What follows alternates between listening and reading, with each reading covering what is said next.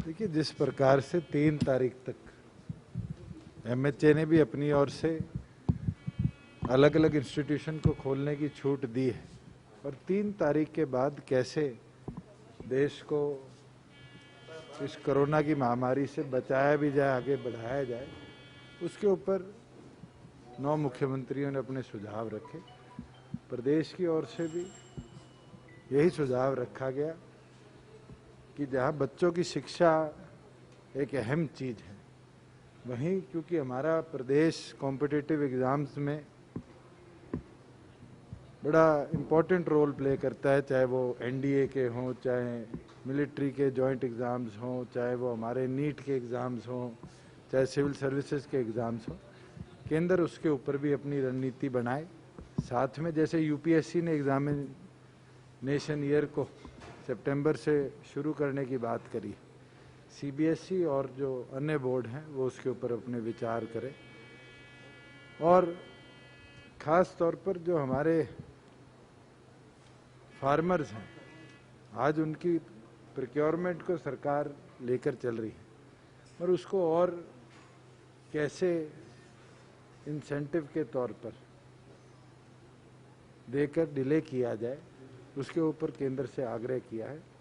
हम उम्मीद रखते हैं कि जीवन सामान्य होगा,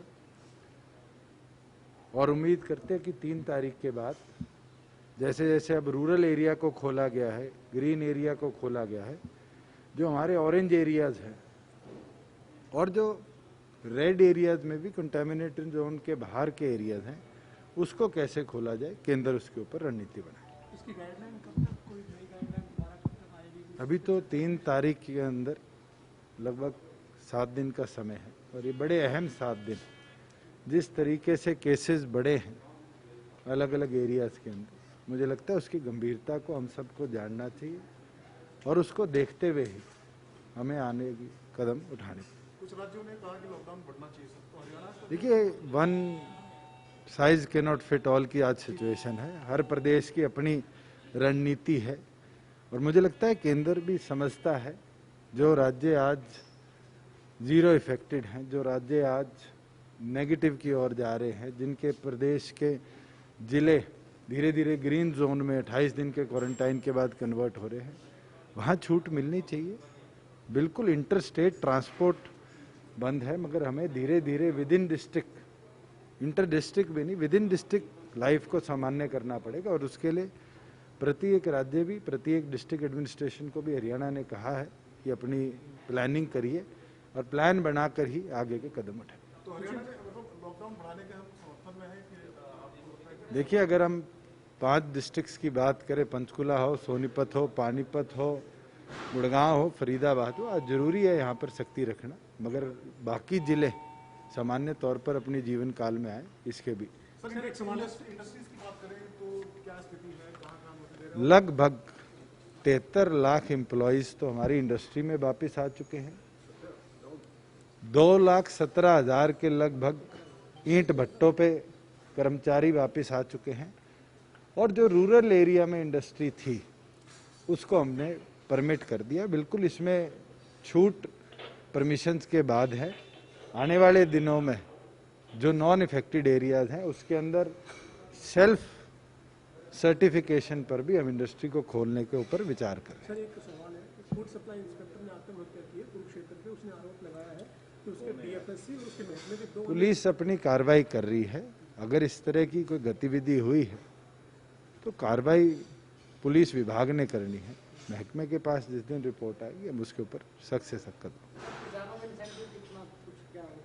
क्योंकि वो तो केंद्र सरकार तय करेगी।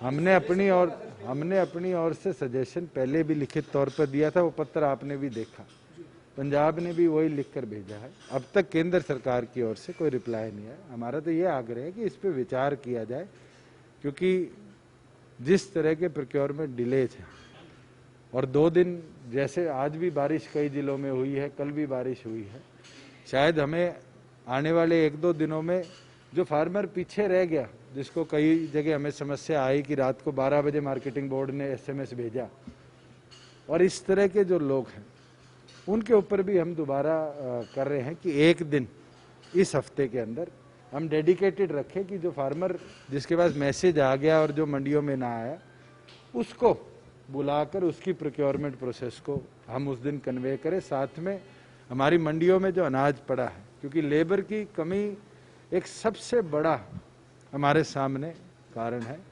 वो किसी चीज़ को डिले ना करे। इसलिए शायद आज शाम तक हम फैसला लें, कल नहीं तो परसों या तरसों एक दिन हम जो फार्मर सरसों में रह गया, जो फार्मर वीट में रह गया, उसको दोबारा मंडी में आने का मौका देंगे कि एटलीस्ट जिसके पास मैसेज गया हुआ था उसकी प्रोक्योरमेंट हो। एक चीज़ जरूर आपके माध्यम से कहूँगा कि एक भ्रम बारी बारी फैलाया जा रहा है कि कोई रिस्ट्रिक्शन है।